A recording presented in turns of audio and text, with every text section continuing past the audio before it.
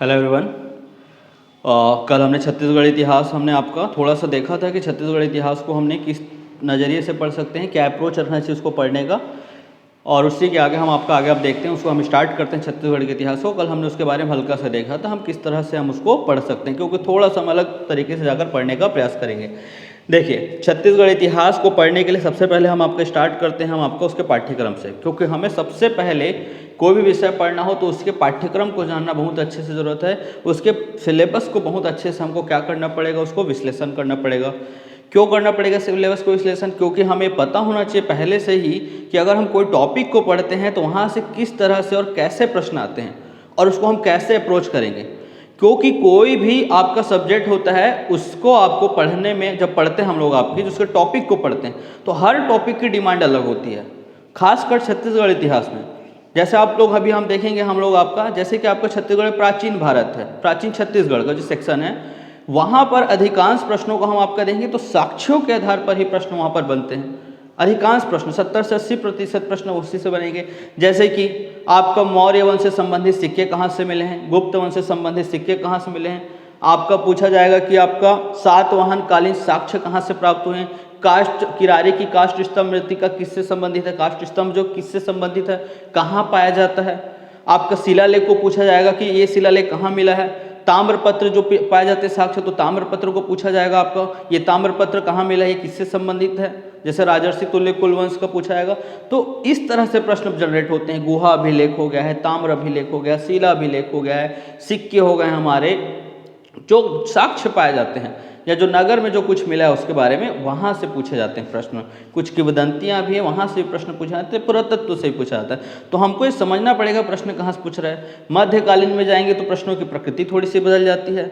वहाँ पर राजवंश से संबंधित कुछ प्रश्न पूछेंगे, कौन सा किस राजवंश से है। एक तरफ राजा रहेगा, एक तरफ कुछ राज्य के आपके शासक के नाम रहेंगे और इधर आपके वंश रहेगा। मिलाओ जोड़ी मिलाओ पूछ दिया जाता है, पर्टिकुलर पूछ दिया जाता है कि इस वंश का आपका व्यक्ति है, पूछ दिया जाता है, कई बार हुआ है। उस वंश से संबंधित और जो राजधानियां हैं उन्होंने कुछ निर्माण किया उसको पूछा जाता है। वर्तमान में ट्रेंड बदल रहा है और ट्रेंड बदलते हुए अभी हम आपका देखेंगे तो यहाँ पर आपका क्या पूछा जा रहा है। अब आपका यहाँ पर आपका पूछा जा रहा है उनके प्रशासन से संबंधित, जैसे कलचुरी के प्रशासनिक अधिकारियों को पूछा जाता है। राजस्व अधिकारी कौन है आपका, उसका पुलिस विभाग का हेड कौन है आपका, या फिर उसका जो संचार विभाग कौन है। वहाँ पर सामाजिक व्यवस्था को पूछा जा रहा है कि समाज में महिलाएं कैसी थी, किनका किनका नाम है। मेंस में खासकर आपका बन रहा है ना, प्री में तो है लेकिन मेंस में बन रहा है आपका उनकी आर्थिक स्थिति पे कि वहाँ पे व्यापार कैसा था, किस प्रकार की मुद्राएं चलन में थी वहाँ पर, ठीक है, कैसे बाजार होते थे, बिक्री कैसा होता था, ये सब प्रश्न पूछे जा रहे हैं। इसलिए हर टॉपिक का आपका डिमांड अलग है और इसलिए हमको पहले से समझना पड़ेगा कि हमको पढ़ना क्या है, ठीक है ना। तो उसको आज हम पहले से क्लियर करते हैं कि हमको क्या पढ़ना है, उसके बाद ही हम क्या करेंगे, पढ़ना शुरू करेंगे। तो सबसे पहले हम पढ़ते हैं तो हम आपको उसको क्या करेंगे, जो उसका पाठ्यक्रम है, जो सिलेबस है, इस सिलेबस को हम अच्छे से क्या करते हैं, तैयार करते हैं, ठीक है ना। यदि हम आपका छत्तीसगढ़ इतिहास के सिलेबस को देखें तो ये बिल्कुल ही आपका किस इतिहास की तरह दिखाई देता है, आपका ये भारत के इतिहास की तरह है। आपका जैसे भारत के इतिहास पढ़ेंगे उसी के समानांतर छत्तीसगढ़ का इतिहास है। जैसे हम भारत के इतिहास में कितने भागों में बांट कर पढ़ते हैं इतिहास को, हम आपका बेसिकली हम 3 भागों में बांट कर पढ़ेंगे, ठीक है ना। पहला हमारा इतिहास क्या कहलाता है, यहाँ पर आपका प्राग ऐतिहासिक, प्राग ऐतिहासिक, प्राग ऐतिहासिक आपका इतिहास कहा जाता है इसको, प्राग ऐतिहासिक काल। क्लियर, इतिहास के पहले भाग को हम आपका देखेंगे तो प्राग ऐतिहासिक काल होता है, भारतीय इतिहास में भी है। दूसरा क्या होता है, आद्य ऐतिहासिक काल, और तीसरा क्या होता है, ऐतिहासिक काल। लेकिन छत्तीसगढ़ में प्राग ऐतिहासिक है, उसके बाद आद्य ऐतिहासिक काल नहीं। आद्य ऐतिहासिक काल में जहां हम आपका सिंधु घाटी सभ्यता को पढ़ते हैं, तो सिंधु घाटी सभ्यता हमारे सिलेबस में नहीं है, ना ही हमारे छत्तीसगढ़ के इतिहास से संबंधित उससे कोई साक्ष्य मिले, तो हम सीधा हम आद्य ऐतिहासिक को नहीं देखेंगे, हम सीधा कहाँ जाएंगे, आपका ऐतिहासिक काल में। ऐतिहासिक काल, इसको आपको समझना है अच्छे से। आपका प्राग ऐतिहासिक काल और दूसरा क्या काल मिलेगा हमको यहाँ पर, ऐतिहासिक। तो 2 ही भाग में क्या बटा हमारा इतिहास, ठीक है, जो पाठ्यक्रम में है। प्राग ऐतिहासिक काल में देखिए तो मुख्यतः यहाँ पर हम आपको किसको देखते हैं, पाषाण काल को। किसको देखेंगे हम, आपका पाषाण काल, स्टोन एज को देखते हैं। प्राग ऐतिहासिक काल में किसको पढ़ेंगे, पाषाण काल। पाषाण काल हम देखेंगे तो कितने भागों में बटा हुआ है आपका पाषाण काल, तो पाषाण काल यहाँ पर हम आपका देखेंगे तो हमारे छत्तीसगढ़ में 4 भागों हम पाषाण काल को देखते हैं। भारत में कितने भाग हैं, 3 भाग हैं, यहाँ पर 4 है। तो सबसे पहले पूरा पाषाण काल, दूसरा है मध्य पाषाण काल, ठीक है ना, फिर आपका क्या है उत्तर पाषाण काल, और फिर चौथा क्या है आपका नव पाषाण काल। देखिए यहाँ पर बहुत इंपॉर्टेंट है, यहाँ से प्रश्न आपके पूछे जाते हैं, आपको पूरा लिख लेंगे ना आप लोग, नौ पाषाण काल पूरा लिखेंगे। यहाँ से हमेशा कुछ ना कुछ एक आधो प्रश्न बन जाते हैं, जरूरी नहीं कंपलसरी यहाँ से प्रश्न, लेकिन एक चांस बनता है प्रश्न पूछने का। लेकिन प्रश्न किस तरह से पूछा है तो उनको समझना है।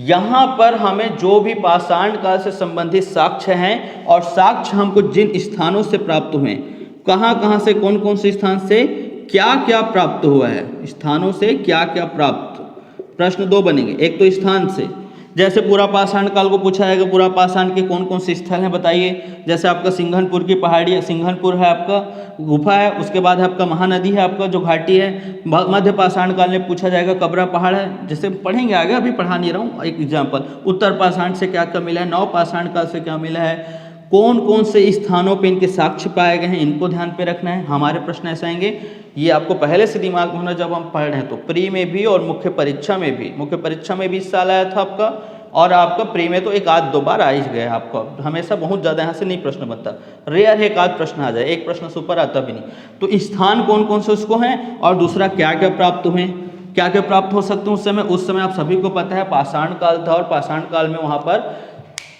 क्या थे, आदिम मानव थे, वहाँ पर आदिम मानव थे, वो घुमक्कड़ थे, और उनको आपको कोई स्थान पाया जाता था तो वहाँ पर वो पाषाणों का प्रयोग करते थे अपने जीवन यापन करने के लिए। तो पाषाण का प्रयोग करते थे, जहाँ जहाँ साक्ष्य मिले तो बड़े बड़े पाषाण के पत्थर मिलेंगे, मतलब औजार। फिर बाद में उन्होंने पाषाण को छोटा किया, मैं बहुत अच्छे से स्टोरी पर आपको समझाऊंगा, एक बार में आपके दिमाग में बैठ जाएगा वो, क्लियर। तो जो भी आपको औजार मिले उनके पत्थरों के, पहले बड़े बड़े पत्थर प्रयोग करते थे, जैसे बड़े बड़े पत्थर जिसको उठा उठा के प्रयोग करते थे। उसके बाद आपका फलक की तरह उन्होंने यूज़ किया, जैसे आपके इस फलक यहाँ पर हैंडल होता था। फिर और छोटे आपके नुकीले बना लिए आपके कुदाल टाइप के। फिर उसके बाद आपका जब आगे गए तो फिर वो आपके धातुओं का प्रयोग करना शुरू कर दिया, कांसों का, तांबे का, और तांबे से हथियार बनाए। तो ये सबको पढ़ना है, क्या क्या मिला है, कहाँ पे कैसा मिला है। दूसरा, जब वो गुफा में रहते थे उस समय, ये सब मैं पढ़ाऊंगा ना, अभी आपको एक विजन दे रहा हूँ मैं आपको पढ़ना कैसे। जो गुफा होता था, उस गुफा में क्या बनाते थे, वो आपका चित्रकारी करते थे आपका, क्योंकि आपका हर समय आपका वो आपका काम नहीं करता, कभी कभी मनोरंजन करने के लिए वहाँ पे गुफा में बैठकर क्या करता था, किसी वस्तु को देखकर या खुद अपने समूह को देखकर चित्रकारी करता था। तो आपका किस प्रकार का चित्रकारी करता था, प्रकार क्या है, किस किस प्रकार का चित्रकारी होता था, किस किस टाइप के चित्रकारी, मतलब कैसे चित्रकारी होता था। मनुष्य के चित्र हैं, जानवर के चित्र हैं, छिपकली का है, घड़ियाल का है, सांभर का है, मनुष्यों का है, समूह का है, उनके प्रकार किस टाइप के है, किस तरह के रंगों का वहाँ पर प्रयोग किया गया है, ये इंपॉर्टेंट है। ठीक, नेचुरल कलर होते थे आपके, गेरुआ रंग का प्रयोग होता था। आज भी देखो वो है, कई सालों पहले की बात है, देखो 4000-3000 साल पहले उन्होंने जो बनाया था वो आज भी हमको दिखाई देते हैं, ठीक है ना। तो उसको आपको समझना है। तो आपका किस रंग का है, प्रकार क्या है, कहाँ का है, ऐसे तो चित्रकारी हम गुफा में देखेंगे। कौन कौन से गुफा है, गुफा की विशेषताओं को देखेंगे, गुफा लंबी है, छोटी है, ठीक है। थोड़ा सा ही कुछ आता है, सबसे लंबी गुफा कौन सी है, जैसे अब बोतलदा की गुफा आप सुने होंगे, कबरा पहाड़ की गुफा सुने होंगे, सिंघनपुर की गुफाएं सुने होंगे, आपका धनपुर सुने होंगे, ये सब चीज़ें। उसके बाद में जब हम नवपाषाण काल में जाएंगे तो आपका महापाषाण घेरे होंगे, बड़े बड़े पाषाण घेरे होते हैं जहाँ मृतकों को दफनाया जाता था। उन सब चीज़ों को हम आपका अच्छे से पढ़ेंगे। तो आपको पहले ध्यान रखना है, सबसे पहले आपको क्या पढ़ना है, प्रागैतिहासिक काल, उसमें क्या है, पाषाण काल। पाषाण काल 4 भागों में विभाजित है, इनके सबके कालों को मैं बताऊंगा। इसमें हम मुख्यतः पढ़ना है, स्थान को पढ़ना है। बहुत सरल प्रश्न आएगा यहाँ से, आपको 10-15 मिनट में सब याद करवा देंगे आपको, ठीक है ना। स्थान, वहाँ से क्या क्या प्राप्त हुए, क्या क्या प्राप्त हो, औजार को देखना है, किस प्रकार के औजार हुए, पत्थरों के औजार हुए। बाद में उन्होंने आपके धातुओं के औजार भी।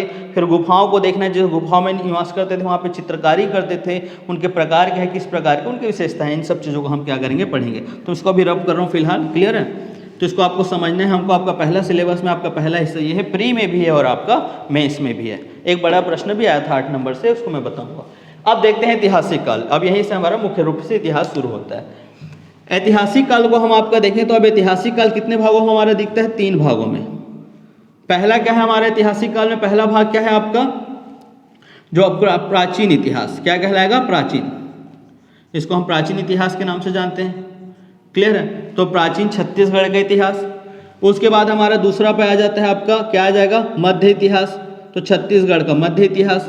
और फिर तीसरे में आ जाएगा हमारा आधुनिक इतिहास। तो छत्तीसगढ़ का कौन सा इतिहास आएगा आपका, आधुनिक, छत्तीसगढ़ का आधुनिक इतिहास। और आपका यहाँ पर मध्य इतिहास।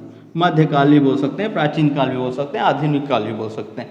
तो मुख्य रूप से हमको इतिहास में यही पढ़ना है। ये तो हमारा प्री हिस्ट्री बोल सकते हैं इसको थोड़ा सा, क्योंकि वहाँ पर प्रागैतिहासिक काल था, यहाँ पर कोई हमको लिखित साक्ष्य नहीं मिले थे, इस वजह से हम इसको प्रागैतिहासिक काल भी कहते हैं, ठीक है ना। तो प्राचीन इतिहास, मध्य इतिहास और आपका आधुनिक इतिहास हम पढ़ेंगे छत्तीसगढ़ में भी। क्लियर है। देखिए प्राचीन इतिहास, प्राचीन इतिहास को यदि हम आपका देखें तो इसका कोई आपका अवधि नहीं है, लेकिन फिर भी हम यदि वैदिक काल को लेकर चले तो 1500 से लेकर लगभग हम यहाँ पर भी हम आपका देख सकते हैं लगभग 1000 ईस्वी तक, कलचुरी काल से पहले जितने भी हमारे राजवंश थे उनको हम आपका क्या कर सकते हैं, 1500 ईसा पूर्व है ना, 1500 ईसा पूर्व और 1000 ईस्वी तक हम आपका क्या देख सकते हैं यहाँ पर आपका प्राचीन इतिहास को छत्तीसगढ़ के।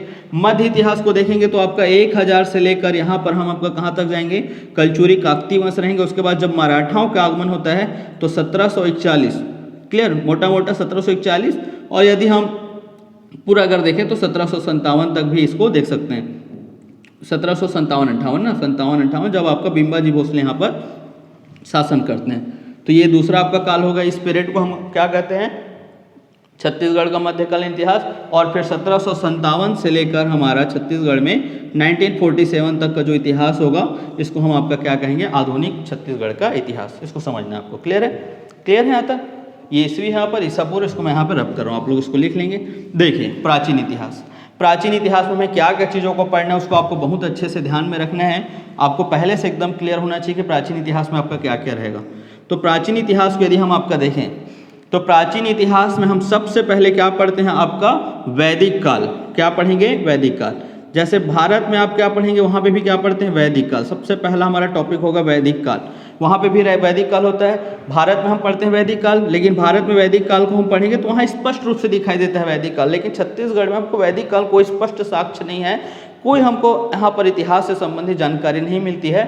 और हम यहाँ पर जो वैदिक काल को दो भागों में बांट कर देखते हैं। जैसे हम वहाँ पे इंडिया में, भारत में पढ़ेंगे वैदिक काल में हम पढ़ते हैं ऋग वैदिक काल।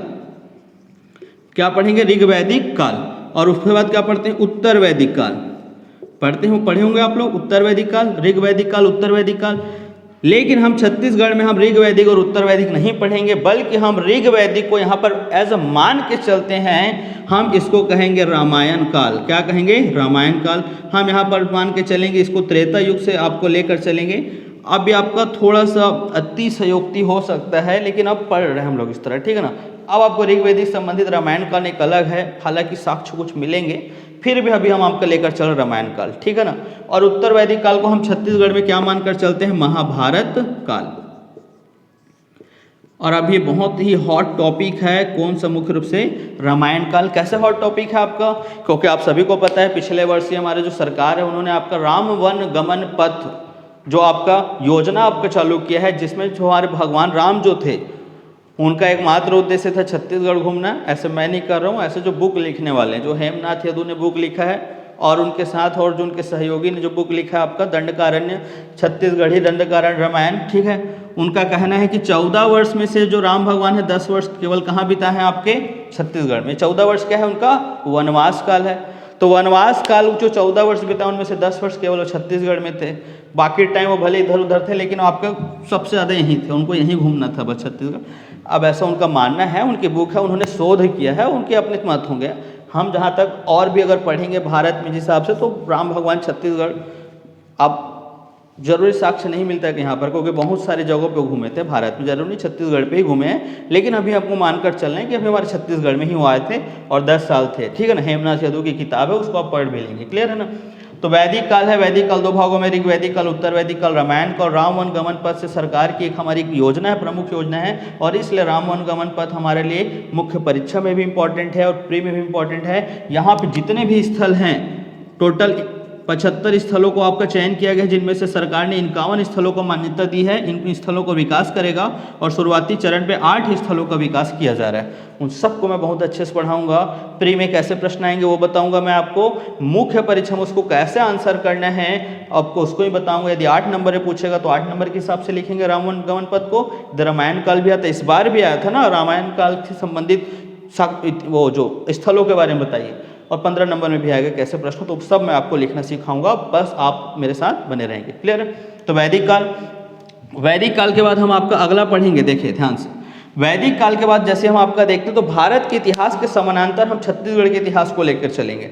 यहाँ पर शुरुआती दौर में क्या होता है, भारत के इतिहास के समानांतर हम छत्तीसगढ़ में इतिहास को खोजते हैं कि भारत में हमारे को जो जो इतिहास से संबंधित जो वंश थे, जो भी हमारे जो इतिहास में जो कालक्रम चल रहे थे, उनको हम कहाँ खोजते हैं, छत्तीसगढ़ में खोजेंगे। क्लियर है। अब वैदिक काल के बाद हमको पता है आपका क्या आएगा, मौर्य काल। छत्तीसगढ़ में हमको क्या पढ़ना है, मौर्य काल। और मौर्य काल में कौन आएंगे, अशोक। हमारे यहाँ पर चंद्रगुप्त मौर्य और बिंदुसार का साक्ष्य नहीं है, लेकिन साक्ष्य किसका मिलेगा, अशोक का। और मौर्य काल के बहुत सारे साक्ष्य मिलते हैं, वो किसके माध्यम से मिलेंगे, एक तो सिक्कों के माध्यम से मिलेंगे, बहुत सारे सिक्कों के माध्यम से हमको पता चलेगा, ठीक है ना। सिक्कों के बाद हमको किससे पता चलेगा, कुछ सिक्के हैं, उसके बाद हमको अशोक का लाट मिला है, उसके बाद हमको क्या मिला है, हमको आपका सीता बेंगरा गुफा, मैं आगे पढ़ाऊंगा, वहाँ पर हमको क्या मिला है, आपका कुछ लिपि के माध्यम से हमको वहाँ पर मिला है, वहाँ पे ब्राह्मी लिपि से कुछ लिखे हुए हैं, उन चीज़ों को हमको पता करना है। तो मौर्य काल को हम यहाँ पर देख लेंगे।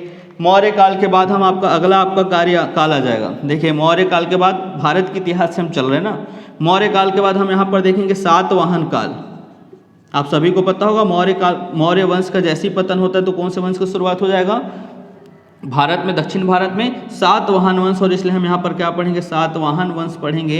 और यहाँ पर कौन कौन से साक्ष्य प्राप्त हुए वो भी प्रश्न पूछे जाते हैं, जैसे किरारी में प्राप्त हुआ है, गुंजी में प्राप्त हुआ है, ऋषभ तीर्थ में, वहाँ पर जो भी प्राप्त हुआ है आपका, ये आपका बिलासपुर में है आपका चकरबेड़ा, चकरबेड़ा, चकरभाठा नहीं ना, चकरबेड़ा, चकरबेड़ा में जो आपका प्राप्त हुआ है आपका सिक्का, वो सब साक्ष्य हमको सातवाहन काल से, बहुत आसान है, 2-4 राजाओं के नाम याद करना है, साक्ष्य बहुत इजी है, आपको एकदम याद हो जाएगा, टेंशन नहीं लेना है, बहुत इजी है। सातवाहन काल के बाद अगला हम आपका देखेंगे, सातवाहन काल के बाद हमारा जो अगला आता है वाकाटक, क्या आएगा आपका, वाकाटक वंश, जो छत्तीसगढ़ में होगा आपका वाकाटक वंश। एक तो राष्ट्रीय स्तर पर भी ठीक है, आपका इसकी पहचान था, और आपका छत्तीसगढ़ स्तर पर आपका वाकाटक वंश पढ़ेंगे। तो वाकाटक वंश के फिर वही साक्ष्य, कौन कौन से शासक हैं, ये सब साक्ष्य देखेंगे। वाकाटक के बाद हम देखेंगे गुप्त वंश, क्या देखेंगे हम लोग, आपका गुप्त वंश। तो गुप्त काल आएगा।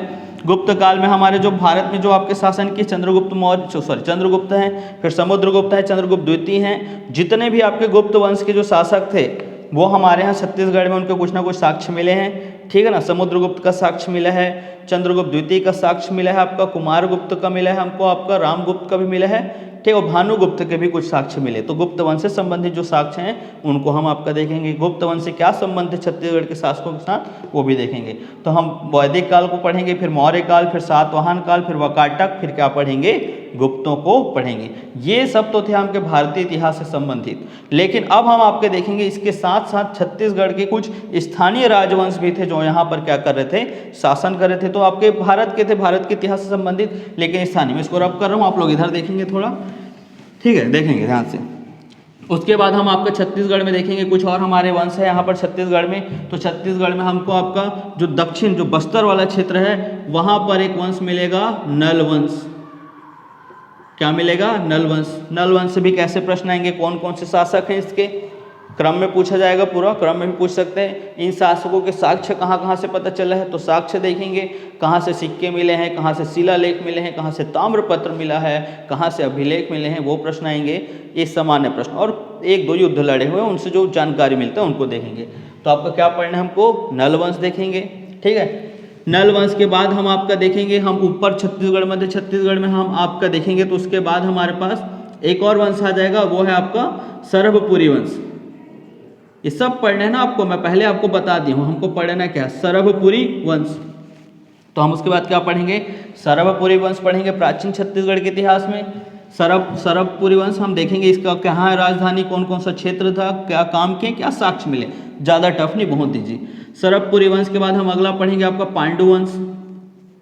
एक और वंश पढ़ेंगे हम लोग आपका पांडु वंश। सरभपुरी वंश के बाद कौन सा वंश आएगा, पांडु वंश।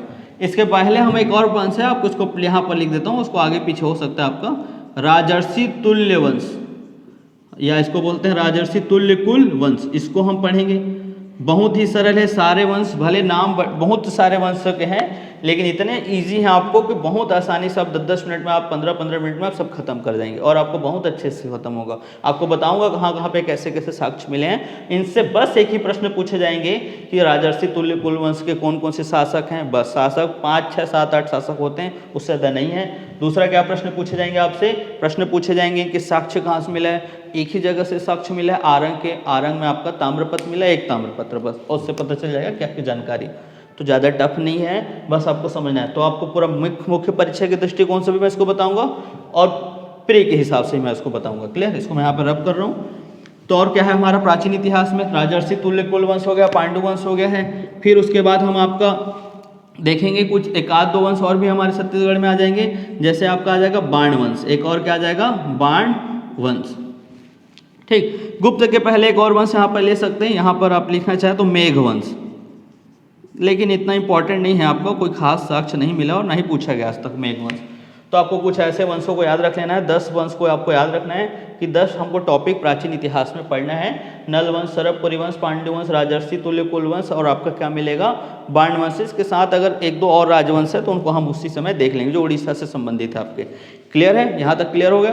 तो आपको प्राचीन इतिहास में टोटल टॉपिक पढ़ना है 10, बहुत ही आसान है। इसको प्रश्न पूछने की प्रकृति कैसी है, इसके प्रश्न पूछने की प्रकृति है कैसे पूछेगा, इनके सिर्फ साक्ष्यों को पूछेगा, कहाँ कहाँ कौन कौन से साक्ष्य मिले हैं, सिक्के कहाँ किसके सिक्के कहाँ से मिले, सिक्कों को पूछा जाएगा। दूसरा शिलालेख को पूछा जाएगा या अभिलेख बोल सकते हैं शिलालेख, या तीसरा पूछा जाएगा ताम्रपत्र का जो लेख होता है, जो तांबे में जो आपको उन्होंने ताम्रपत्र में लिखा है तो ताम्रपत्र अभिलेख हो गया, शिलालेख हो गया है। ठीक है ना, इन सब चीज़ों को पूछा जाता है। और क्या पूछा जाएगा वंश में आपके राजाओं के नाम, जितने भी राजा उनको बस आपको नाम को याद रखना है, थोड़ा बहुत आसान है एकदम, सबके नाम अलग अलग हैं, कुछ नाम आपको बहुत ईजी है, काफ़ी कोई टफ नहीं। तो आपको वंश के नाम पता होना चाहिए, कब शुरू हुआ है वंश, कौन संस्थापक है, कब सिक्के कौन चलाया, शिलालेख क्या मिला है, ताम्रपत्र, सात 6 प्रश्न हैं, उससे ऊपर कोई भी प्रश्न आपसे नहीं पूछे जाएंगे। ये सबसे सरल टॉपिक है छत्तीसगढ़ का प्राचीन इतिहास। आपको प्री के दृष्टिकोण से भी और मुख्य परीक्षक दृष्टिकोण दोनों से बहुत ही आपका सरल है, बहुत आसानी से होगा। पहले हम समझ लेते हैं, जानते हैं कि क्या क्या पढ़ना है। क्लियर है, चले आगे। तो बन जाएगा आपको प्राचीन छत्तीसगढ़ का इतिहास। आप इसको अच्छे से नोट कर लेंगे ना, कॉपी में आपके पहले पेज में ये आपके पूरा अच्छे से पता होना चाहिए। आपको इसको बार बार पलटा के देखना है मुझे पढ़ना क्या क्या है, ठीक है ना। बन जाएगा ये, चले आगे चलते हैं आप, ठीक है ना। तो अब हम आपका देखेंगे, आपका कौन सा अब इतिहास देखेंगे छत्तीसगढ़ का, मध्य छत्तीसगढ़ का इतिहास देखेंगे। क्या है भाई मध्य छत्तीसगढ़ का इतिहास, तो मैं इसको यहाँ पर रफ कर रहा हूँ, एक एक करके हम इसको समझते जाते हैं। आप लोग कॉपी में पूरा ऐसा बनाएंगे ना, टेबल बना के बनाए रहेंगे। दूसरा है मध्य छत्तीसगढ़ का इतिहास, ये छत्तीसगढ़ का मध्यकालीन इतिहास, ठीक है। इसको आप ऐसे लिख लेंगे, छत्तीसगढ़ का मध्यकालीन इतिहास। क्या है छत्तीसगढ़ के मध्यकालीन के इतिहास में देखेंगे। यहाँ पर हमको भी क्या पढ़ना है, देखिए भारत में जब आप लोग क्या पढ़ते हैं, मध्यकालीन इतिहास पढ़ते हैं, भारत का मध्यकालीन इतिहास, तो वहाँ पर आप सभी को पता होगा आप क्या क्या पढ़ते हैं। उस समय आप पढ़ते हैं दिल्ली सल्तनत पढ़ेंगे वहाँ पर, ठीक है, क्योंकि इसी समय क्या हो गया था, दिल्ली सल्तनत पढ़ेंगे। दिल्ली सल्तनत आपको पता है कैसे पढ़ना है, मतलब पढ़ते क्यों हैं, क्योंकि हमारे जो भारत के पश्चिम वाला देश है, जो अरब के एशिया के पश्चिमी देश है, वहाँ पर क्या होता है, इस्लाम का उदय होता है। इस्लाम का उदय होगा तो वहाँ पर 2 देश बन जाते हैं, एक अरब है और तुर्की, 2 ऐसे शासक बनेंगे। और तुर्की से क्या होते हैं आपके यहाँ पर, तुर्की के शासक कहाँ करेंगे, भारत में आकर आक्रमण करते हैं। एक तो इस्लाम के प्रचार के लिए भी होता है और दूसरा उनको धन की प्राप्ति करने के लिए वो क्या करेंगे, आक्रमण करते हैं भारत में। और भारत में आक्रमण करते हैं तो आक्रमण करेंगे तो यहाँ पर क्या करेंगे, मुख्य रूप से ये देखिए इंडिया का मैप, इसको ध्यान रखना है, ये आपका भारत है ना, और लेकिन साथ साथ उस समय पाकिस्तान भी हमारे साथ था। तो जब ये आक्रमण करते थे तो आपके सीमित कहाँ तक थे, आपके यहीं तक सीमित थे ये। क्लियर, ये आपके गुजरात तक कुछ क्षेत्र थे और आपका यूपी लगभग आसपास थे, यूपी के बाद बिहार, थोड़ा सा बाद में बंगाल तक गया। शुरुआत में वो आक्रमण करके यहीं तक थे, ठीक, वो कहीं आपके आगे नहीं गए। लेकिन हमारा छत्तीसगढ़ कहाँ पड़ता है, ये वाला पोर्शन पड़ता है, ये पोर्शन छत्तीसगढ़ है। ये पूरा विंध्याचल पर्वत है आपका, ये सतपुड़ा पर्वत है, और ये पूरा क्या है आपका प्रायद्वीपीय पठार है, मतलब पूरा आपका क्या है, आपका पूरा आपका जंगल एरिया है ये पोर्शन, ठीक है ना। समझना है ना, आपको मैप से समझना है, चीज़ों को बहुत अच्छे समझना है, तब आपको पढ़ने में आसानी जाएगा। अब फिर बुक उठा के पढ़ेंगे तो आपको टफ हो सकता है थोड़ा सा। तो इस तरह से आपका शुरुआत हम इस तरह देखेंगे तो उस तरह मुस्लिम आक्रमण आए और ये उत्तर पश्चिम भारत में इन्होंने क्या क्या आक्रमण किया और यहाँ शासन किए, बाद में विस्तार हुआ, शुरुआत में तो यहीं तक थे।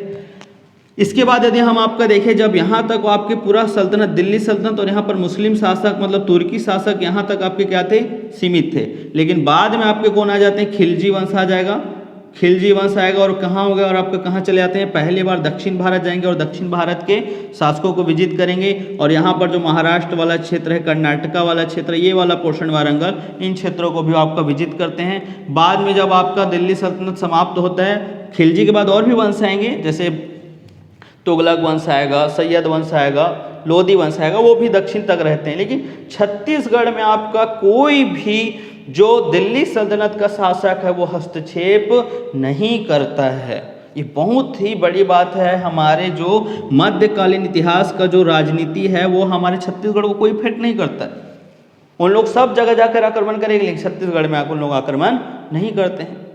उसके पीछे कारण उसको हम बताऊंगा, आपको उसको समझना है ना, प्री के दृष्टिकोण से भी मुख्य और परीक्षा के दृष्टिकोण। खिलजी वंश के बाद मतलब दिल्ली सल्तनत के बाद अगला वंश हमारा क्या आ जाता है, मुगल वंश। और जब मुगल वंश आता है तो यहाँ पर आपका बाबर, हुमायूं, अकबर, जहांगीर ये सब आ जाते हैं। ये भी पूरे भारत पर शासन करेंगे, पूरा भारत पर शासन रहता है, किनका, आपका मुगलों का। लेकिन मुगल वंश के भी शासन के समय छत्तीसगढ़ में यहाँ पर एक स्थानीय राजवंश ही क्या करते हैं, यहाँ पर शासन करते हैं। मुगल वंश का भी कोई खास आपका प्रभाव नहीं दिखेगा, वो भी छत्तीसगढ़ को छोड़ दे रहते हैं। और छत्तीसगढ़ में यहाँ पर जितने भी हमारे राजनीतिक व्यवस्था है वो आपका स्वतंत्र है। क्लियर है, उनके अधीन होकर भले शासन करें, लेकिन कोई फर्क नहीं पड़ता, ना हमारे समाज में, ना अर्थव्यवस्था में, ना राजनीति में। उसको हम समझेंगे आखिरी में, क्योंकि आपको पता होना चाहिए भारत के इतिहास के साथ साथ आपको छत्तीसगढ़ के इतिहास में भी चीज़ें बहुत अच्छे से पता होना चाहिए।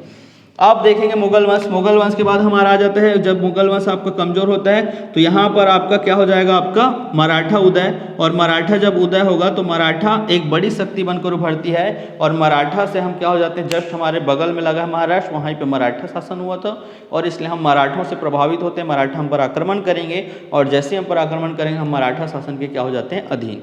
तो यहीं से हमारा मध्य भारत, हमारा मध्यकालीन छत्तीसगढ़ का इतिहास क्या हो जाता है, समाप्त।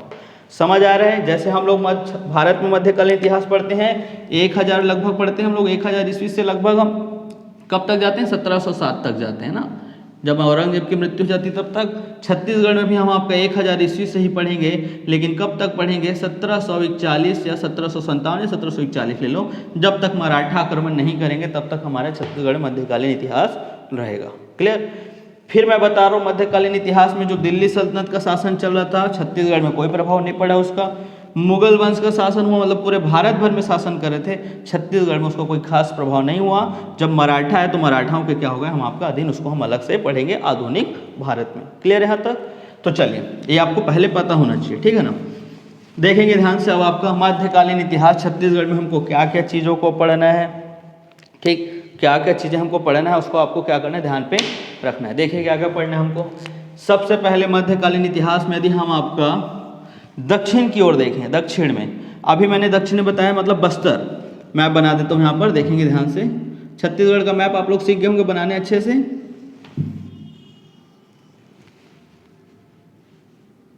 सॉरी, ये आपका लगभग ऐसा कुछ है ना छत्तीसगढ़ का मैप, आप एक रफली बनाया हूँ, ठीक है ना, आप इसको समझ लेंगे थोड़ा सा। ठीक, ये आपका छत्तीसगढ़ का मैप है। ये आपका क्या है, बस्तर पोर्शन है आपका। क्लियर है। यहाँ पर ये आपका बस्तर का आपका राजधानी पहले आपका भ्रमरकोट था, जो आपका बारसूर, जो दंतेवाड़ा में, ठीक। पहले यहाँ पर आपको देखेंगे एक वंश शासन कर रहे थे इस क्षेत्र में। बस्तर बहुत बड़ा है ना, मैं आपको इसको अच्छे से समझाऊंगा कि बस्तर किस तरह था आपका। तो इसको हमारे पास एक शासन था नल वंश। कौन सा वंश शासन कर रहा था, नल वंश। अभी मैंने प्राचीन इतिहास में पढ़ा, आपको नल वंश पढ़ेंगे हम लोग, तो नल वंश को देखेंगे, नल वंश शासन कर रहा था। नल वंश के बाद एक आपका यहीं पर नल वंश समाप्त होता है, तो बस्तर में एक नया वंश की शुरुआत होगा और वो वंश का नाम है आपका छिंदक नाग वंश। क्या नाग वंश होगा, छिंदक नाग वंश। तो एक नया वंश शुरुआत होगा, छिंदक नाग वंश। कहाँ रहेगा ये छिंदक नाग वंश, किस एरिया में शासन करेगा, बस्तर में क्या करेगा, शासन करेगा। छिंदक नागवंश से कैसे प्रश्न आएंगे, छिंदक नागवंश में प्रश्न आते हैं कि कौन कौन से साक्ष्य मिले हैं, इन्होंने क्या क्या काम करवाए हैं, कुछ मंदिर बनवाए हैं, कुछ तालाब बनवाए हैं, और इनसे संबंधित अगर कोई भी अगर अभिलेख मिले उनके बारे में, इससे भी कोई बड़ा प्रश्न नहीं आता है। एक बार आपका छिंदक नाग वंश से संबंधित एक जो शासक थे उनकी विजय, युद्ध विजय, जो आप उन्हें हारा हुआ था जो युद्ध को, उसके बारे में पूछा गया था, क्लियर, मुख्य परीक्षा में, ठीक है। तो छिंदक नागवंश के शासक के विजय के बारे में पूछा गया था, तो थोड़ा सा प्रश्न अब आपका लेवल पे जा रहा है। तो इनके शासकों के बारे में हम थोड़ा सा डिटेल में जाएंगे कि क्या क्या, कौन कौन से शासक ने क्या क्या कार्य किए, कहाँ कहाँ युद्ध हुआ, किन से हारे हैं, किन से विजय प्राप्ति किए, इनका प्रभाव क्या था। तो छिंदक नागवंश कहाँ पढ़ेंगे, बस्तर में। नल वंश समाप्त होने के बाद मध्यकालीन इतिहास में क्या शुरू हो जाएगा, छिंदक नागवंश। दूसरा, जब छिंदक नागवंश आपका 200-300 वर्ष तक शासन करता है तो ये भी क्या हो जाएगा, कमजोर हो जाएगा, और यहाँ इसके स्थान पर एक नया शासक आ जाएगा और उस वंश का नाम हो जाएगा काकतीय वंश, और आपका नया वंश आ जाएगा काकतीय वंश। ये भी कहाँ शासन करेगा, बस्तर में शासन करेगा। किसको अपदस्थ करेगा, छिंदक नागवंश को अपदस्थ करेगा। छिंदक नागवंश कब से कब तक है, मान लो 1000 से लेकर 1323, और ये 1323 से लेकर 1947 तक जाएगा। इसको हम मध्यकालीन इतिहास के साथ साथ हम इसको आधुनिक इतिहास में पढ़ेंगे, काकतीय वंश को। अभी एक ओवरव्यू ड्रॉप समझना है कि हमको पढ़ना क्या क्या, ठीक है ना।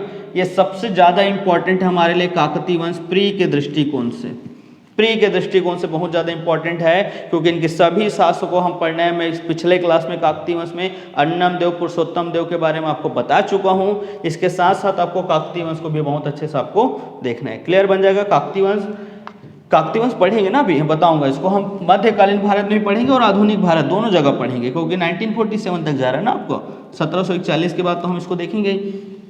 तीसरा, ये तो हो गया आपका बस्तर तक, अब 47 तक है तो हमारे यहाँ पढ़ने नहीं। अब हम देखेंगे आपका जो पूरा हमारा जो क्या है, ये वाला पोर्शन हमारा मैदानी भाग है आपका, छत्तीसगढ़ का आपका मैदान है, आपका सरगुजा संभाग है, रायपुर संभाग, दुर्ग संभाग, बिलासपुर संभाग मैदानी भाग है। अब इस मैदानी भाग में कुछ आपके वंश आपके क्या होंगे, शासन करेंगे। ऊपर में आपके कुछ वंश थे, यहाँ पर आपके पांडु वंश थे, यहाँ पर सरबपुरी वंश के बाद पांडु वंश और छोटे मोटे कुछ वंश आ गए थे। वो सब समाप्त होने के बाद एक वंश आते हैं, यहाँ पर आपका त्रिपुरी, मतलब ये एमपी है ना, माना कि छत्तीसगढ़ के बगल में क्या है, एमपी, और एमपी के बगल में आपको सॉरी छत्तीसगढ़ के जस्ट बगल में कुछ पास आपका जबलपुर है, जबलपुर, और जबलपुर को ही क्या कहा जाता है, त्रिपुरी कहा जाता है। त्रिपुरी में एक वंश का आपका शुरुआत हुआ था, उस वंश का नाम है कलचुरी वंश। क्या वंश है, कलचुरी वंश। और कलचुरी वंश का ही आपका जो शासक था वो अपने जस्ट बगल में, वो देख रहे हैं कि आपका कोई खास शासक नहीं, वहाँ पर पूरा खाली पड़ा है वो क्षेत्र, मतलब है शासक लेकिन कमजोर है, तो उन्होंने कलचुरी वंश के शासक ने क्या किया, यहाँ पर आक्रमण किया, और छत्तीसगढ़ में यहीं से आपका कलचुरी वंश की स्थापना हो जाती है सन 1000 ईस्वी में। और छत्तीसगढ़ के मैदान पे आपका कौन सा वंश को हम पढ़ेंगे, आपका कलचुरी वंश। और ये छत्तीसगढ़ में सबसे लंबे समय तक शासन करने वाले शासकों में से एक है आपका कलचुरी वंश। कहाँ रहेगा इसका शासन क्षेत्र, छत्तीसगढ़ का मैदानी भाग। कौन कौन सा मैदानी भाग में शासन करेंगे लोग, आपका प्रारंभ में बिलासपुर के रतनपुर, कोरबा वगैरह क्षेत्र में, मतलब बिलासपुर संभाग पूरा, इधर दुर्ग संभाग, इधर रायपुर संभाग, और सरगुजा के थोड़ा सा जो निचले हिस्से में आपका एक शासन करेंगे आपका, तो आपका छत्तीसगढ़ का मैदानी क्षेत्र में आपका क्या होगा, शासन करेंगे। कब से कब तक शासन करते हैं लोग भी आपका, तो सन 1000 से लेकर आपका 1741 तक इनका शासन रहेगा, जब तक मराठा नहीं आ जाएंगे, और मराठा आकर इस कलचुरी शासन को क्या कर देंगे, समाप्त। मैंने पढ़ाया था ना 1741, हमारा कब तक चलेगा, 1000 से लेकर 1741 तक है मध्य भारत का, मध्य छत्तीसगढ़ का इतिहास, ठीक। कलचुरी वंश छत्तीसगढ़ के मैदानी क्षेत्र में शासन करेंगे हम। कलचुरी वंश से सबसे ज़्यादा प्रश्न आपके बनते हैं आपके, यदि हम आपका देखें प्री में भी देखें और मेंस में भी देखें तो बहुत ज़्यादा प्रश्न यहाँ से बनते हैं। कैसे कैसे प्रश्न आते हैं आजकल, इसके प्रश्नों की प्रकृति बदल गई है। पहले केवल राजाओं के नाम पूछे जाते थे, उनके कुछ कार्यों को पूछे जाते थे, वो कौन कौन से युद्ध कर रहे हैं। तो सबसे पहले हम यहाँ पढ़ेंगे जितने भी राजाओं के नाम को याद होना चाहिए, उनके क्या क्या कार्य करवाए हैं उन लोग आपका, उन्होंने कौन कौन से युद्ध लड़े हैं आपके, कौन कौन से स्थापत्य के काम करवाए, कहाँ मंदिर बनवाए हैं, कहाँ तालाब बनवाए हैं, क्लियर है। ये सब प्रश्न होते थे पहले प्रारंभ में, लेकिन आजकल वर्तमान में हम आपका देखें तो अब कैसे प्रश्न आ रहे हैं, इनके प्रशासन से संबंधित प्रश्नों को पूछे जा रहे हैं। इनके प्रशासन कैसा था, इनके प्रशासनिक अधिकारी कैसे थे, कौन कौन से प्रशासनिक अधिकार थे, कैसे वो आपके कार्य करते, बंटवारा हुआ था, प्रशासन क्या था। इनके राजनीति से संबंधित प्रश्न आते थे, किस प्रकार की राजनीतिक व्यवस्था लागू थी। इसमें समाज से प्रश्न आते हैं, आजकल वर्तमान में स्त्रियों की व्यवस्था कैसी है, आपके वर्ण व्यवस्था, जाति व्यवस्था कैसी थी। संस्कृति से प्रश्न पूछा जाता है, क्या क्या सांस्कृतिक कार्य हो रहे थे उस समय, शिक्षा साहित्य से संबंधित यहाँ से बहुत सारे प्रश्न आपके पूछे जा रहे हैं। अर्थव्यवस्था से प्रश्न पूछा जा रहा है, आर्थिक से भी, कि वहाँ पर आपका किस प्रकार का बाजार प्रणाली था, आय के साधन क्या थे, व्यय क्या थे, कैसे कर होते थे, बाजार कैसा होता था, कौन कौन से कर चुकाने पड़ते थे, क्या क्या माप तौल प्रणाली आपका प्रचलन में था, माप तौल प्रणाली प्रचलन में था, वो सबको यहाँ पर पूछा जाता है। तो ये बहुत ही इंपॉर्टेंट है आपका काकतीय के साथ सबसे ज़्यादा इंपॉर्टेंट। यदि कोई अगर वंश पढ़ना है तो हमको क्या पढ़ना है, कलचुरी वंश पढ़ना है। क्लियर है? मैं आपको बता रहा हूँ अभी आपको स्टार्टिंग में हमको क्या क्या कैसे कैसे पढ़ना है, आपको पहले पता होना चाहिए हमको पढ़ना क्या है, उसके बाद हम पढ़ना शुरू करेंगे। ठीक है, तो कलचुरी वंश को देखना है। अगला हम आपका देखेंगे, मैं इसको रब कर रहा हूँ, ठीक है, आप इसके नीचे लिख लेंगे। कलचुरी वंश के बाद हम आपका देखेंगे चौथा, कलचुरी वंश के साथ साथ छोटे छोटे कुछ और राजवंश आ गए थे। ठीक है ना, जैसे आपके यहाँ पर नीचे हम देखेंगे कांकेर के पास, इससे थोड़ा अलग और इन क्षेत्रों मतलब ये पोर्शन यहाँ पर आपका देखेंगे कांकेर के पास एक छोटा सा एक वंश आ गया था, इसको बोलते थे कांकेर के सोमवंश। तो क्या आ जाएंगे यहाँ पर, कांकेर का सोमवंश, कांकेर का सोमवंश। तो कांकेर के सोमवंश को पढ़ेंगे, कोई बहुत बड़ा वंश नहीं, कोई खास प्रश्न नहीं पूछा जाएगा, एक आधो प्रश्न है, एक दो आ जाएंगे यहाँ से, कोई बड़ा प्रश्न, लेकिन आपको थोड़ा पता होना चाहिए। इसको मैं रब कर रहा हूँ, ठीक, काकतीय को आप इसको लिख लेंगे। कांकेर के सोमवंश के बाद हमको क्या पढ़ना है, हमको यहाँ पर पढ़ेंगे जो आपको मैकल श्रेणी है, तो मैकल के सोमवंश, यहाँ पर एक और सोमवंश आएंगे मैकल के सोमवंश। तो मैकल के सोमवंश को पढ़ेंगे, ये कहाँ मिलेगा हमको, आपका मैकल श्रेणी पे। ठीक है ना, जो आज मैकल आप जो अमरकंटक इनका क्या था, क्षेत्र था, वह जो हमारा पेंड्रा रोड वाला स्थल है आपका, जो आज गौरला पेंड्रा मरवाही जो जिला है उससे संबंधित हमको बहुत सारे साक्ष्य मिले वहाँ पर, तो उसको थोड़ा देखेंगे। ठीक है, तो मैकल के क्या हो गए, आपके सोमवंश थे आपके। फिर उसके बाद हम आपका देखेंगे हमको यहाँ पर क्या मिलेगा, तो ये कवर्धा, जस्ट आपका मुंगेली के नीचे आपका पेंड्रा, गौरला पेंड्रा, मुंगेली, उसके बाद नीचे आपका क्या है, आपका यहाँ पर कवर्धा है। तो कवर्धा में हमको एक और वंश है, उस वंश का नाम है आपका फणी नाग वंश। ये बहुत इंपॉर्टेंट है, फणी नाग वंश, यहाँ से बहुत अच्छे प्रश्न पूछे जाते हैं। आप सभी को पता होगा भोरम देव मंदिर आप जानते होंगे, बहुत ही फेमस है भोरम देव मंदिर। ये भोरम देव मंदिर का निर्माण किसने करवाया है, आपका फणी नाग वंश के शासकों ने करवाया है। वहाँ पे आपको कुछ आपके महल मिलेंगे, जैसे छेरका महल है आपका, सुने होंगे आप लोग नाम, ठीक है ना, मड़वा महल, वो सब किसने निर्माण करवाया, फणी नागवंश के शासकों ने उसको क्या करवाया, उसका निर्माण करवाया है। तो आपको फणी नागवंश भी क्या करना है, यहाँ पर आपको पढ़ना है। फणी नागवंश हमारे लिए क्या है, बहुत ही ज़्यादा इंपॉर्टेंट है। तो मध्यकालीन इतिहास में हमको कौन कौन से राजवंशों को पढ़ना है, तो बस्तर में दो राजवंश है। पहला क्या है हमारा, छिंदक नागवंश है, और दूसरा हमारा क्या मिलेगा यहाँ पर, आपका काकतीय वंश, ये मध्यकालीन में पढ़ेंगे। उसके बाद हम क्या पढ़ेंगे, छत्तीसगढ़ में यहाँ पर कलचुरी वंश पढ़ेंगे पूरा मैदानी भाग में। नीचे तरफ हमारा क्या पड़ेगा, यहाँ पर आपका, यहाँ पर हमको पड़ेगा सोमवंश, कांकेर के सोमवंश। यहाँ पर हमको क्या देखेंगे, मैकल में मैकल के आपके सोमवंश। यहाँ पर हम क्या पढ़ेंगे हम लोग, आपका इस एरिया पे जो हमारा कवर्धा है, कवर्धा में हम क्या पढ़ेंगे, आप इसको बना लेंगे ना मैप में भी, ये कवर्धा है हमारा, और ये क्या हमारा मैकल वाला क्षेत्र है। तो कवर्धा वाला क्षेत्र में आपका फणी नागवंश, यहाँ पर मैकल के सोमवंश, यहाँ पर कांकेर के सोमवंश। एक आपका जो देवभोग वाला एरिया है ना, ये देवभोग, थोड़ा हम इसको यहाँ पर मैं आपको ऐसा बना भी सकते हैं, ऐसा, ये देवभोग वाला ये पोर्शन यहाँ पर जो गरियाबंद में पड़ता है। गरियाबंद अब हमारे जिले में आ जाता है, अब छत्तीसगढ़ के अंदर आ जाता है मतलब, लेकिन गरियाबंद का एक तहसील है देवभोग, जो सबसे लास्ट तहसील आपको पता होगा उसका। वहाँ पे एक और वंश चल रहा था, उस नाम है उसका पर्वत द्वारक वंश, पर्वत द्वारक वंश। ये कहाँ है आपका, देवभोग। देवभोग तहसील कहाँ है आपका, गरियाबंद, एकदम लास्ट छोर पे है ना आपका। तो देवभोग तहसील में हमारा जो मुख्य रूप से अगर वो देखा जाए तो उस समय वो उड़ीसा के तहत था, लेकिन अब हमारे जिले में आ जाता है, हमारे छत्तीसगढ़ के अंतर्गत आता है, तो इसलिए हम उसको हम यहाँ भी पढ़ेंगे। तो एक पर्वत द्वारक वंश को भी हमको क्या करना है, यहाँ पर पढ़ना है। तो टोटल कितने हैं आपके, 7 में से आपके कौन इंपॉर्टेंट है, 7 में आपके इंपॉर्टेंट है कौन, आपके 7 में केवल आपके 2-3 इंपॉर्टेंट है। एक है कलचुरी, सबसे इंपॉर्टेंट है, सबसे ज़्यादा प्रश्न वहीं पूछे जाएंगे। दूसरा है काकतीय इंपॉर्टेंट है, और उसके बाद थोड़ा बहुत है छिंदक नागवंश और फणी नागवंश। बाकी ये वंश में कोई दम नहीं है आपका, 5-5 मिनट 10-10 मिनट में हम इसको खत्म करेंगे प्री मेंस दोनों के दृष्टिकोण से। क्लियर है, बन जाएगा यहाँ तक।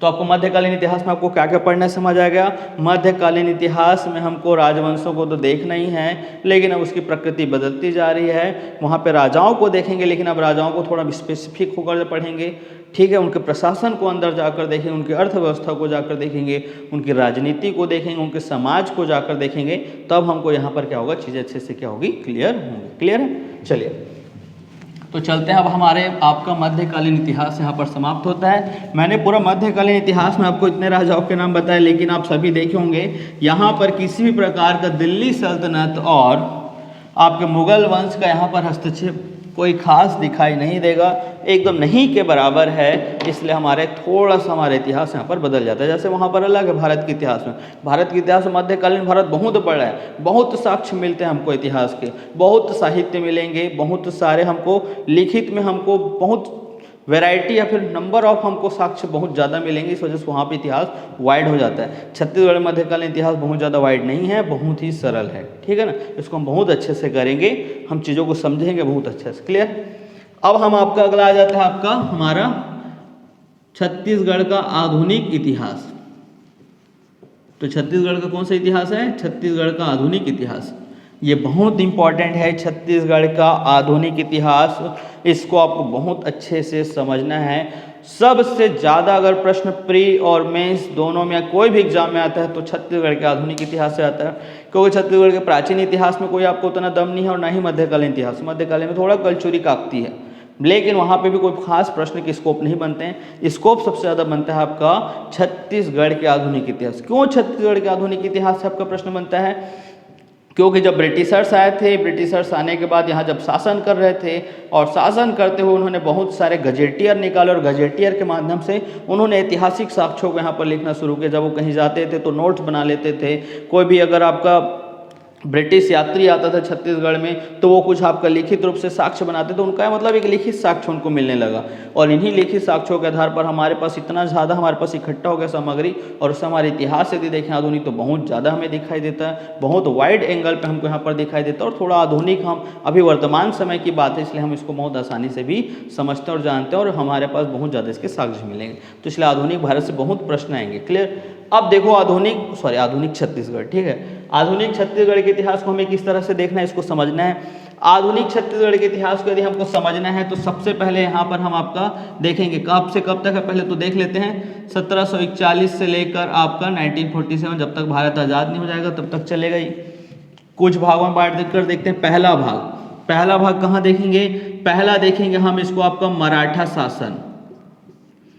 बताया था भी मराठा लोग हमारे जस्ट बगल में महाराष्ट्र है, और महाराष्ट्र जस्ट बगल में है, तो वहाँ पर क्या है आपके जो मराठा शासन शुरुआत हुआ, और वो उन्होंने कहाँ आक्रमण किया, छत्तीसगढ़ की ओर उन्होंने आगे बढ़ा। आपका कब बढ़ा, 1741 में आपको उनके सेनापति थे भास्कर पंत, और छत्तीसगढ़ में उन्होंने मराठाओं ने आक्रमण किया। कलचुरी के जो अंतिम शासक थे, ठीक है, रघुनाथ सिंह, और रघुनाथ सिंह क्या हो गए, पराजित हो गए, उन्होंने युद्ध ही नहीं लड़ा, ठीक है, क्योंकि उतने कमज़ोर थे कि लड़े नहीं, सब हम पढ़ेंगे।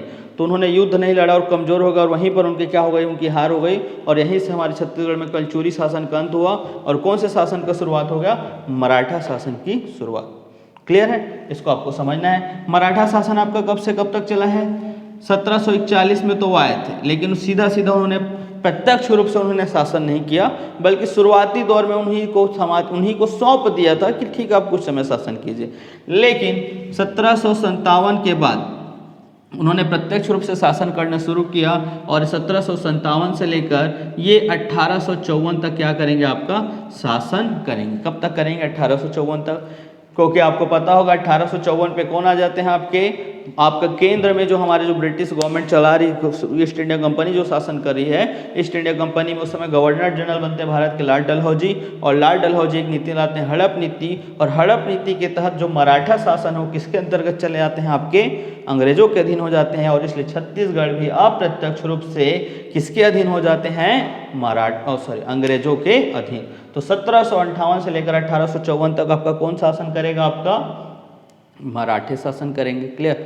मराठा से एक प्रश्न आना आपका श्योर है, प्री में आएगा ही आएगा, मान के चलो 100% है। एक से प्रश्न 2 हो सकते हैं और कभी कभी शायद 3 भी प्रश्न पूछ सकते हैं। मतलब मराठा से प्रश्न श्योर प्री में आना ही है, मेंस में आना ही हर साल पूछा जाता है, क्योंकि मराठाओं से हमको बहुत सारे साक्ष्य मिलते हैं ऐतिहासिक दृष्टिकोण से। ठीक है, तो इससे हमको बहुत सारे प्रश्न, इसको मराठा को हम बहुत अच्छे से पढ़ेंगे। क्या क्या पूछा जाता है मराठे में। पहली बात तो उन्होंने आपका जो युद्ध किया हमारे यहाँ छत्तीसगढ़ पे आकर, उन्होंने यहाँ पर युद्ध किया, पराजित किया, उससे प्रश्न पूछते हैं। कौन आया था, सेनापति था, किसको हराया है, किसको हराया है, कब कब हराया है, कौन कौन से युद्ध हुआ, ये क्या कारण थे युद्ध के, उसको पूछा जाएगा। ठीक है, प्री में भी, मुख्य परीक्षा में। और क्या कारण थे जिसकी वजह से जीते और क्या कारण थे हार गए, ऐसी क्या परिस्थिति हो सकती थी जिसे हम मराठाओं से मुक्त हो सकते, वो सब प्रश्न। या फिर हम परिस्थितियों से भी प्रश्न आ सकता है, क्या क्या परिस्थितियां थी उस समय, इनको पूछा जा सकता है। क्लियर है, एक प्रश्न बनेगा युद्ध से। दूसरा प्रश्न आपके शासकों से प्रश्न आता है, कौन कौन शासक ने शासन किया। सबसे पहले कौन शासक आए, तो उनकी आपका प्रत्यक्ष शासन किया। उसके बाद सीधा एक शासक आएंगे, बिंबाजी भोसले, भी नाम सुन ले बस। प्रत्यक्ष शासन होता है, फिर उसके बाद अप्रत्यक्ष शासन करेगा कोई आपका, फिर सूबेदारी व्यवस्था। ये बहुत इंपॉर्टेंट है, ये व्यवस्थाओं को पूछा जाता है कि कौन कौन सी व्यवस्थाओं को आपका शासन हुआ है। शासक को भी आप हल्का हल्का समझे, जो फर्स्ट टाइम हो बस देखें, बस समझते जाएं क्या क्या हो रहा है। शासक के बाद आपका यहाँ पर हम देखेंगे कि उनकी नीति क्या थी, यहाँ पर शासन करने की नीति क्या थी। नीति करने के बाद उनका प्रशासन स्तर कैसा था, प्रशासनिक कार्य कैसे करते थे, उनका प्रशासन कैसा था। कलचुरियों से किस प्रकार उन्होंने अलग प्रशासन किया, कलचुरियों का प्रशासन अलग था। और इससे छत्तीसगढ़ में क्या प्रभाव पड़ा, मराठा शासन से हमारा प्रभाव क्या क्या पड़ा, हर क्षेत्र में प्रभाव पड़ा है। राजनीति के क्षेत्र में प्रभाव पड़ा, अर्थव्यवस्था में प्रभाव पड़ा, समाज में प्रभाव पड़ा, संस्कृति में प्रभाव पड़ा। तो हर क्षेत्रों को हम आपका लेकर चलेंगे कि किस तरह से आपका मराठा शासन में आपका प्रभाव पड़ा छत्तीसगढ़। तो इन चीज़ों, इन बिंदुओं पर हम क्या करेंगे, अच्छे से डील करेंगे। यहाँ से एक प्रश्न आता है और हर बार प्रश्न आता है, हर बार। आप देखें जैसे इसी बार आया था, क्या आया था, मराठा शासक के जो अधिकारी होते थे और उनको जो भूमि दान दिया जाता था, उसमें से कौन सा सही है या कौन सा गलत है, ये पूछा गया था। उसमें बहुत ज़्यादा कन्फ्यूजन हो गया था। हर बार पूछा जाता है कि मराठा शासन के अंतर्गत कौन विद्रोह किया था, कहाँ कहाँ पे। मराठा शासन में सूबेदारी प्रथाओं को पूछा जाता है आपका, मराठा शासन पे आपके प्रशासनिक व्यवस्थाओं को पूछा जाता है, उनके जो अधिकारी थे, उनके जो आपके कर लगाने की व्यवस्थाएं जो थी, उनकी जो मापतोल व्यवस्था थी, सबको पूछा जाता है। तो इन सब चीज़ों को हम बहुत अच्छे से आपका पढ़ेंगे। क्लियर बन जाएगा आपको। तो मराठा शासन को हमको यहाँ से ऐसे पढ़ना है, मराठा शासन बहुत अच्छे से पढ़ना है। ये हम आपका, हमारा आधुनिक भारत के इतिहास में इसको हम आपका देखेंगे।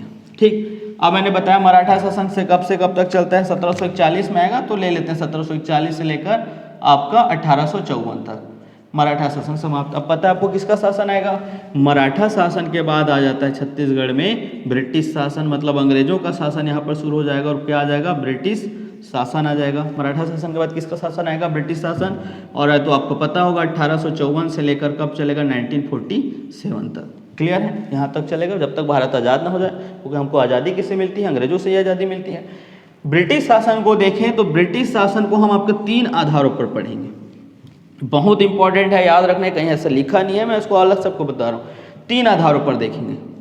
क्या क्या आधार पर देखेंगे, पहला हमारा आधार होगा जो ब्रिटिश शासन ने जो कार्य किया, ब्रिटिश शासन। तो ब्रिटिश शासन व्यवस्था को अलग से पढ़ेंगे। यहाँ से हर बार एक प्रश्न बनता है आपका, ब्रिटिश शासन व्यवस्था। ब्रिटिश शासन व्यवस्था का मतलब क्या है, सबसे पहले छत्तीसगढ़ में कलचुरी शासन था। कलचुरी शासन के बाद यहाँ पर मराठा शासन होगा, तो प्रशासन बदलते जा रहा है। और उसके बाद जब आपका कौन आ जाते हैं, यहाँ पर आपके ब्रिटिशर्स आते हैं, तो प्रशासनिक व्यवस्थाओं पे आमूल चूल परिवर्तन करते हैं। यही पहली बार तहसीलदारी व्यवस्था को लेकर आएंगे, यही पहली बार जिला बनाएंगे, यही पहली बार कमिश्नर बनाएंगे। छत्तीसगढ़ को एक आपका विभाग बनाते हैं, मतलब आपको एक अलग से संभाग बनाएंगे।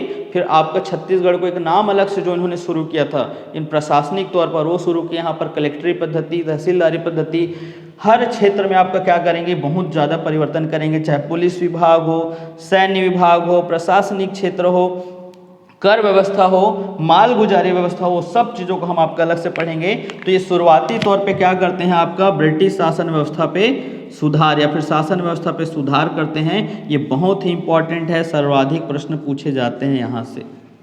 क्लियर, पहला भाग ये पढ़ेंगे।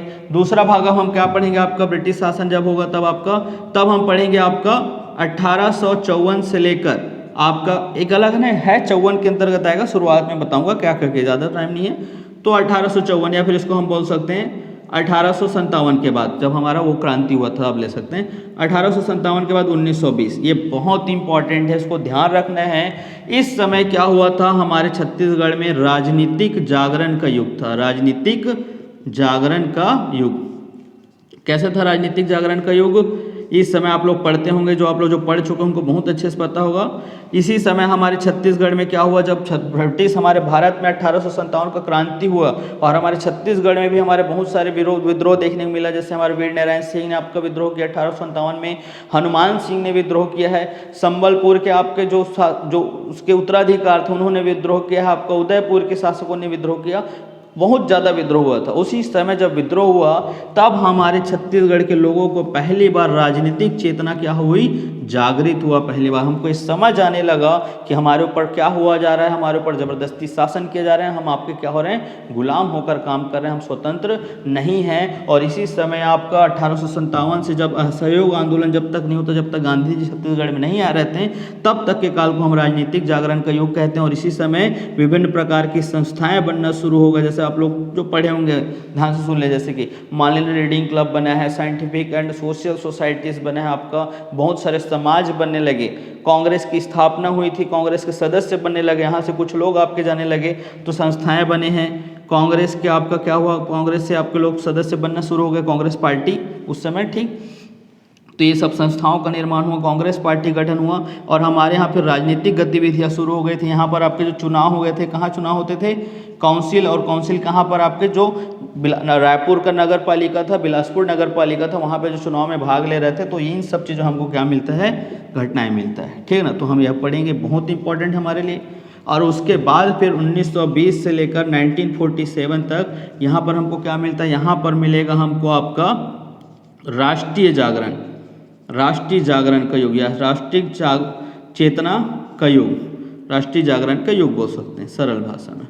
क्या हुआ था इस समय जो छत्तीसगढ़ था, वो जो पहले एक स्थानीय क्षेत्र में था, गांधी जी के आने के बाद हमारे छत्तीसगढ़ अब राष्ट्रीय आंदोलन सब जुड़ना शुरू हो गया था। यही समय जब गांधी जी आए थे असहयोग आंदोलन के बाद, असहयोग आंदोलन के पहले तब आए थे, जब यहाँ पर कंडेल नहर सत्याग्रह को उन्होंने सपोर्ट किया था। हालांकि उनके आने से पहले खत्म हो गया था। उसके बाद हमारे लोगों के, जहाँ छत्तीसगढ़ के जो नेता या नागरिक को लगने लगा कि हमको अभी राष्ट्रीय आंदोलन की ओर आगे बढ़ना चाहिए। उसके बाद हमने असहयोग आंदोलन में आपका बढ़ चढ़कर भाग लिया, विभिन्न प्रकार की आपकी घटनाएं हुई, आपके सत्याग्रह किए। उसके बाद हमने सविनय आंदोलन में भाग लिया, उसके तहत हमने जंगल सत्याग्रह किया और उसके बाद हमने भारत छोड़ो आंदोलन पर भाग लिया। तो ये 3 प्रमुख आंदोलन हम यहाँ देखेंगे और हमारा राष्ट्रीय एकीकरण हुआ और यहीं पर हमारे सबसे ज़्यादा सामाजिक, आर्थिक, राजनीतिक सब तरफ से हमारा क्या हुआ, एक विकास हुआ, एक जागृति, एक चेतना हमको यहाँ पर आना शुरू हो गई। तो हमको इस तरह से इतिहास को लेकर चलना है। इसके साथ साथ आपको आधुनिक भारत में हमको एक और चीज़ पढ़ना है, विद्रोहों को। अलग अलग हमारे जनजातियों ने क्या किया, विद्रोह किया, और विद्रोह को भी क्या करना है, हमको पढ़ना है, ठीक है ना। तो आपको यहाँ तक ध्यान में रखना है। तो आज मैं आपको क्या बताऊँ, आपको सिर्फ सिलेबस को डिस्कशन किया हूँ, हमको क्या क्या पढ़ना है। आप लोग पूरा एक चार्ट बनाकर रखेंगे कि आपको किस तरह से पढ़ना है। अभी मैं आपको और ज़्यादा नहीं बता रहा हूँ, जब हम अब पढ़ेंगे, कल से मैं स्टार्ट करूँगा, आज मैं नहीं कर रहा हूँ, ठीक है ना। तो कल से हम आपका पूरा प्रॉपर सिलेबस को शुरू करेंगे, चीज़ों को अच्छे समझेंगे, प्री में भी क्या इंपॉर्टेंट होता है और मेंस में भी क्या इंपॉर्टेंट, उन सबको हम अच्छे से कवर करेंगे। तो चले, आज के लिए इतना ही। Thank you very much.